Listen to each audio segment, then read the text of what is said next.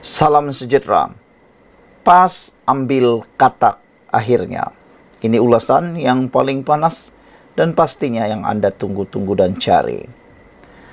Adanya adun rembia ini tidak menambah. Tiada pula tidak ada apa-apa yang kurang. Ibaratnya adun rembia nih, bagi percuma pun orang akan reject. Kalau Anda kenal betul siapa itu adun rembia, pastinya Anda pun tak kepingin nak terima adun rembia. Saya tidak ralat, cuma tersenyum. Lucu dengan hukum hakam PAS yang berubah-ubah. Adun rembia ni awal kerjayanya adalah adun dalam PKR pada tahun 2018. Kemudian umum jadi bebas pada tahun 2020. Kemudian sertai UMNO pada tahun 2021. Selepas itu, digantung 6 tahun kerana berkempen untuk Perikatan Nasional pada tahun 2023. Hari ini katanya telah menyertai PAS. Cuma teknik backdated keahlian kononnya lulus sebelum undang-undang tubuh Melaka dipindah, agak melucukan. Dan sebentar tadi beliau telah pun mengatakan punca beliau bersama dengan PAS. Beliau kata beliau bersama dengan PAS untuk sama-sama susah, sama-sama senang dengan rakyat. Alasan itu cukup dangkal. Kenapa sejak tahun 2020 telah melakukan perkara lompat parti? Kalau benar nak sama-sama senang, sama-sama susah. Itulah orang kata nak cari tempurung untuk berpaut. Keahlian UMNO adun ini digantung, bukan dipecat. Hanya hak-hak dia sebagai ahli digantung. Sementara hingga tamat tempo. PAS kira dengan ambil individu seperti ini akan menambah kekuatan. Saya tersenyum. Kerana yakin satu masa nanti PAS akan gigit jari. Jika kawan-kawan ditanya siapa sebenarnya adun rembia ini, satu sahaja kata kunci yang biasa keluar, yaitu emotional unstable. Pelatnya boleh berubah-ubah dalam sekelip mata. Begitu juga peliknya politik beliau. Semasa akta lompat parti digubal, PN PAS sebolehnya mahu wujudkan kelompangan untuk membolehkan mereka memancing dan bermain-main dengan katak politik. Kelompangan itu yang memerangkap mereka sendiri dalam kes 6 ahli parlimen. Setelah Tuan Guru Nik Aziz meninggal dunia, PAS semakin dekat dengan politik Machiavelli, matlamat menghalalkan cara yang disadur dengan doktrin agama. Semasa polemik 6 ahli parlimen di parlimen, saya awalnya berasa lega melihatkan ahli parlimen PN PAS berbahas sampai terkeluar anak tekak, berhujah bahawa perbuatan lompat parti adalah perbuatan hina. Saya fikir negara kita dah berubah dan semua sepakat menolak amalan itu. Tapi itulah PN PAS. Mulanya haram, kemudian halal langkah Sheraton. Kemudian haram 6 ahli parlimen. Kemudian halal semula dengan adanya adun rembia. Kemudian nanti haram semula. Kita tahu sudah plot ceritanya akan berpusing-pusing sehingga mereka puas. Bila PAS keluarkan fatwa berkait hal politik, itu bukan hukum agama sebenar. Itu hanya mainan PAS menunggang hukum agama. Kali ini saya teruja untuk lihat sikap Akmal Ketua Pemuda UMNO. Sama ada senada terselah kejantanannya atau tercirit. Saudara-saudara sekalian, nak tengok jugalah sebenarnya apa sebenarnya reaksi Akmal Saleh. Sekian dulu untuk kali ini. Jangan lupa tinggalkan komen Anda, tekan butang subscribe. Bye-bye. Salam sejahtera, terima kasih karena bersama dengan saya di Nazilin Unity Channel. Semalam, Ketua Menteri Melaka, Abdul Rauf Yusuf, telah pun memberi satu kenyataan yang pasti telah mencungkil hati Perikatan Nasional, khususnya PAS. Apabila Abdul Rauf kata, mereka, Barisan Nasional UMNO akan rampas semula Dewan Undangan Negeri, kerusi Dewan Undangan Negeri Sungai Udang. Katanya sudah waktunya untuk mereka merampas semula. Kenyataan Ketua Menteri Melaka itu disambut oleh Adun Sungai Udang, yang mana seakan-akan terjentik menggelupur pula dia.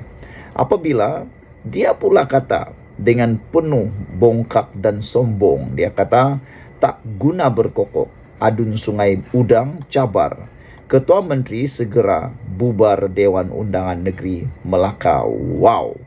Hebat juga Adun Sungai Udang ini.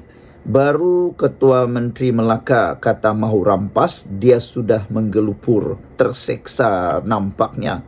Adakah itu petanda bahawa beliau ini tak tahan kuat, tak tahan uji, sehingga dia pula cabar Ketua Menteri segera bubar Dewan Undangan Negeri Melaka? Apalah yang nak jadi dengan anda ni, Adun Sungai Udang ni? Kan Melaka baru saja bubar, baru saja mengundi. Takkanlah mengundi pula. Ayo fikirkanlah berapa juta duit rakyat yang mengalir kalau buat pilihan raya lagi. Takkanlah baru cakap nak rampas semula pun sudah menggelupur, sudah meroyan, nak mahu pula bubar. Nampak sangatlah dia nak kuasa, nak fikirlah bongkak sombong sangat. Mungkin dia fikir mereka boleh rampas kerajaan negeri Melaka. Adun Sungai Udang, Dr. Muhammad Alif Yusuf mencabar Ketua Menteri Melaka Abdul Rauf Yusuf untuk membubarkan Dewan Undangan Negeri DUN Melaka.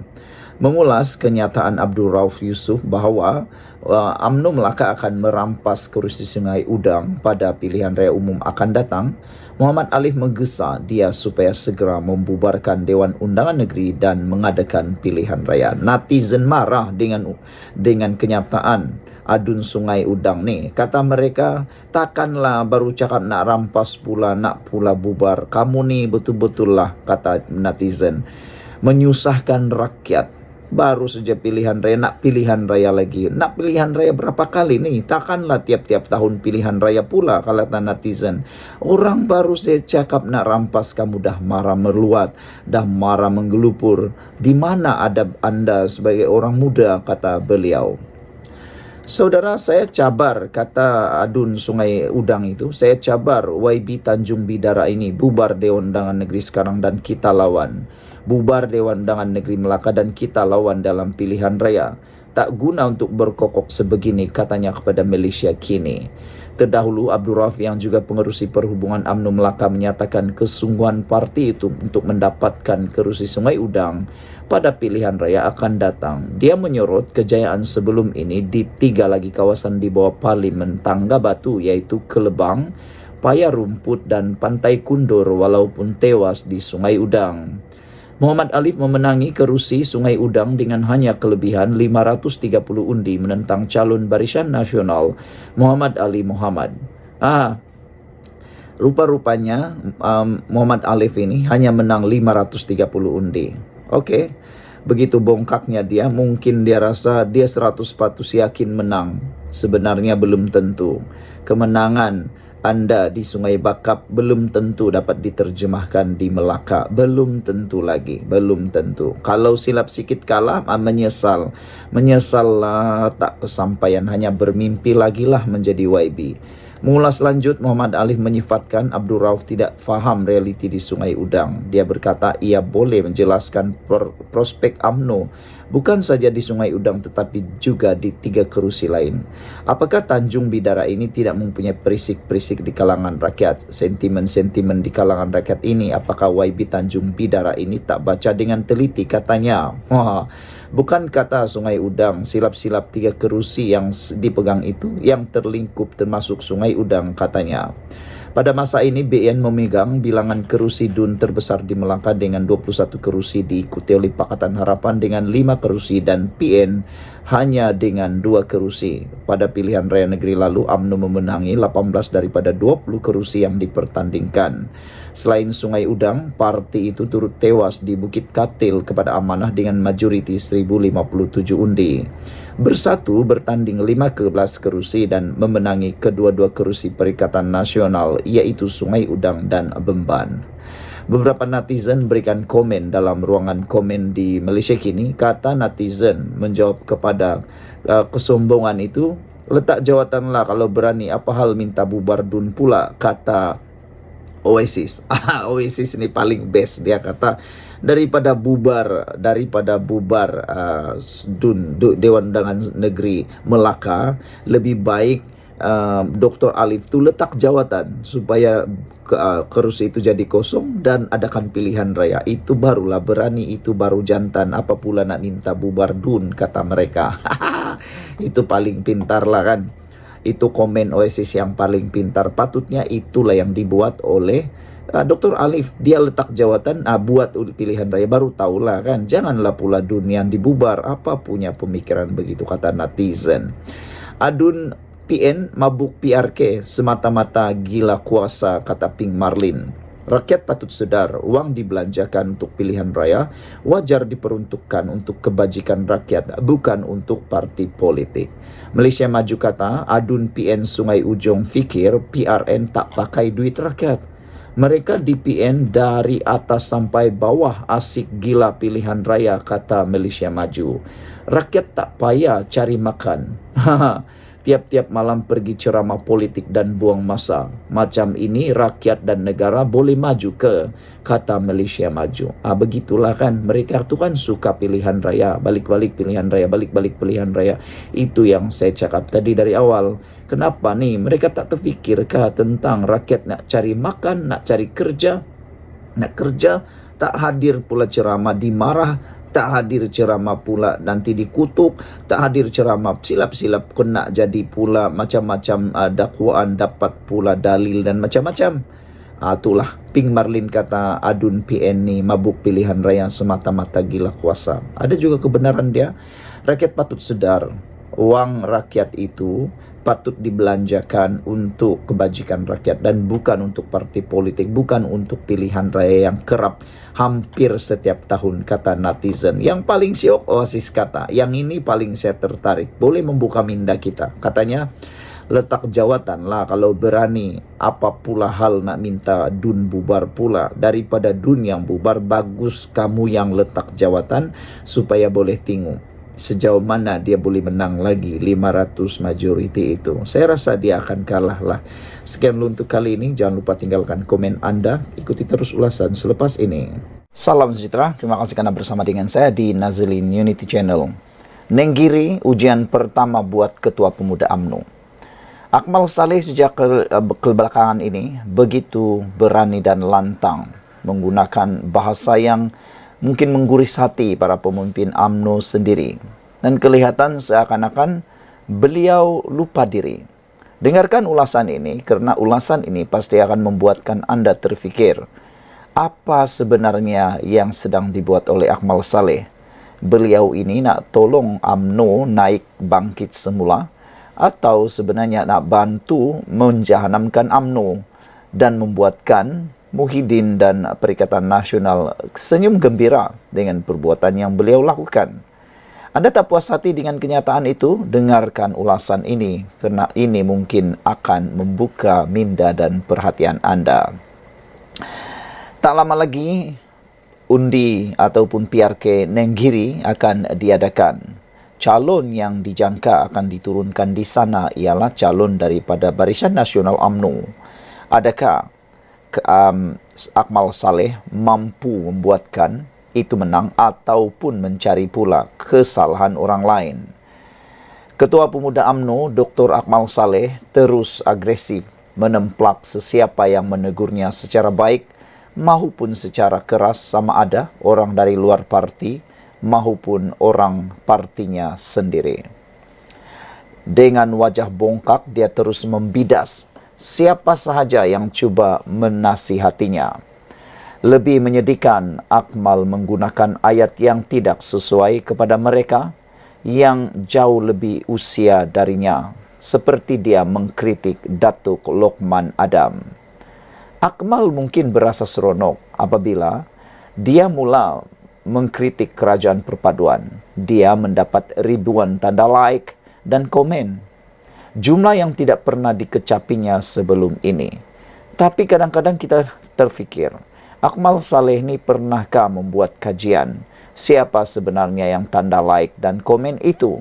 Adakah itu benar-benar akar umbi UMNO seperti yang dinyatakan oleh Akmal Saleh, ataukah itu hanyalah jelmaan samaran kepada akar umbi UMNO yang sebenarnya adalah daripada Perikatan Nasional yang sengaja hanya mahu mengapi-apikan, membuatkan Akmal Saleh terhayal dengan tanda like dan komen itu. Jumlah tanda like dan komen yang diterima oleh Akmal Saleh mungkin tidak pernah dikecapinya sebelum ini. Sebenarnya Akmal Saleh sedang terhayal dengan ujian ini, kerana like itu adalah musuh politiknya yang sebenar, yang mengambil kesempatan daripada kelemahan yang ada pada dirinya. Mereka like untuk memberi semangat kepada Akmal Saleh untuk menghancurkan partinya sendiri. Mereka sebenarnya sedang meracuni Akmal untuk membunuh UMNO untuk parti mereka menjadi kerajaan. Akmal Saleh yang baru berusia 36 tahun ini masih muda dan dia sebenarnya adalah pelapis kepada kepimpinan UMNO apabila dia terpedaya dengan Hisamuddin Tun Hussein, Ismail Sabri dan lain-lain yang dianggap sebagai tim B yang hanya mahu menghabiskan sisa-sisa politik mereka sahaja dengan kuasa. Mereka tidak peduli lagi nasib UMNO sebab sudah puas menjadi menteri, sama ada UMNO akan mati atau menjadi semakin lemah, tidak dipedulikan asalkan mereka ada peluang menjadi menteri sekali lagi. Sebenarnya perasaan dendam kepada presiden dan gila kuasa membuatkan mereka menghentam pimpinan kerajaan sekarang. Mungkin Akmal Saleh masih muda untuk mengerti semua ini hingga mudah dipengaruhi oleh keadaan tersebut. Saudara sekalian, Akmal Saleh patut mengambil iktibar dan berani berubah. Akmal tiada lagi ketika presiden dan pemimpin tertinggi UMNO di dalam perbincangan mufakat nasional dengan janji bersumpah setia atas nama agama dan bangsa. Bagaimana Perit dianiaya oleh PAS selepas perjanjian itu didustai. Waktu itu Akmal Saleh belum ada lagi. Begitu juga Akmal tidak mengerti betapa pimpinan bersatu makan hati dengan pimpinan PAS yang tidak memberi mereka jawatan menteri besar di salah satu 4 negeri di Menangi. Malah di kerusi Dewan Undangan Negeri Nenggiri, mereka berhajat untuk mengambil alih daripada bersatu. Akmal tidak mengerti bagaimana pemimpin-pemimpin profesional PAS disingkirkan dari parti mereka. Akmal tidak mengerti betapa peritnya apabila Zaid Hamidi diminta untuk membubarkan UMNO oleh Mahathir ketika itu. Akmal tidak tahu Anwar Ibrahim, orang yang diserangnya setiap hari itu, sanggup meninggalkan kerajaan PH 1.0 untuk mempertahankan UMNO daripada diharamkan. Akmal tidak mengerti UMNO itu mahu diharamkan oleh Muhyiddin Yassin. Akmal tidak mengerti betapa sakitnya hati pemimpin UMNO pada tahun 2018 apabila ahli parlimen mereka dicuri oleh Bersatu yang diketuai oleh Muhyiddin dengan memberi jawatan-jawatan sebagai menteri.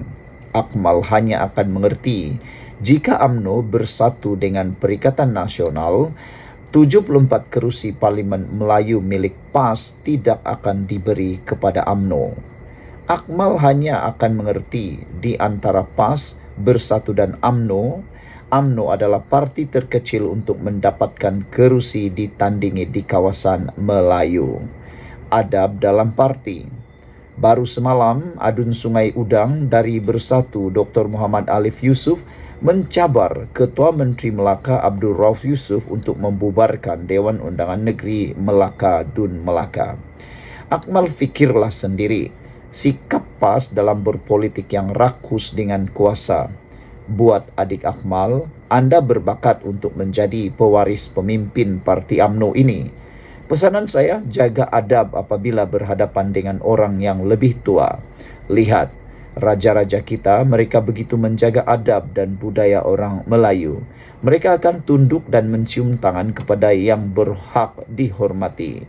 Ini adab yang diajarkan generasi terdahulu kepada kita, walaupun mereka yang duduk dalam istana. Jika kita bukan mempertahankan adab kesopanan ini, siapa lagi? Sebagai pimpinan Ketua Pemuda UMNO, kedudukan Akmal seperti naib presiden dalam parti. Adab dan disiplin parti mestilah dihormati apabila berada dalam organisasi. Bukankah selalu diadakan mesyuarat Majlis Kerja Tertinggi UMNO? Guna saluran dalaman untuk menegur parti anda sendiri dan bukannya menggunakan media sosial. Jika platform media sosial digunakan, Akmal tidak ubah seperti mana-mana TikTokers sampah yang lain. Takkan mahu meletakkan diri anda di situ sedangkan anda adalah antara pemimpin tertinggi UMNO. Jika anda menegur secara terbuka, tempias tetap kena pada pimpinan UMNO sedia ada. Penyokong PAS dan Bersatu bergembira. Jika UMNO semakin lemah, Muhyiddin yang manusia yang paling gembira. Akmal mesti faham formula pecah dan perintah yang diamalkan oleh pengamal politik. Cuba lihat Ketua Pemuda PAS, Bersatu, PKR, Amanah, DAP, MCA, Gerakan dan lain-lain. Ada mereka mengkritik presiden parti mereka? Tiada. Akmal Saleh saja yang membuatnya. Mereka tidak lakukan kerana faham disiplin parti dan tidak mahu melemahkan parti sendiri kerana tahu diri mereka bakal menerajui parti. Sepatutnya, kelebihan menjadi kerajaan, Akmal gunakan untuk membina kembali kekuatan UMNO. Banyak kelebihannya, UMNO kembali menjadi kerajaan bersama kerana pelbagai jawatan dalam kerajaan dapat kepada ahli-ahli UMNO. Terpulanglah kepada Akmal Saleh untuk berubah atau tidak. Bagi saya, ujian untuk menguji kehebatan Akmal adalah di Nenggiri. Mungkin Akmal lebih selesa Ketua Pemuda hanya dari UMNO sahaja berkempen di sana. Akmal patut berkampung dan rasai bagaimana berperang dengan pimpinan dan anak-anak muda PAS. Akmal kena buktikan kepada rakyat Malaysia sokongan like di media sosial itu dapat diterjemahkan dalam pilihan raya PRK Nenggiri nanti. Saya tunggu dan lihat kehebatan anda seperti mana hebatnya anda berhujah di TikTok. Semoga Akmal sukses untuk ujian pertama ini. Apa pendapat anda sekalian? Anda suka dengan video itu? Kalau anda suka penerangan tadi, sila share video ini, kita jumpa lagi.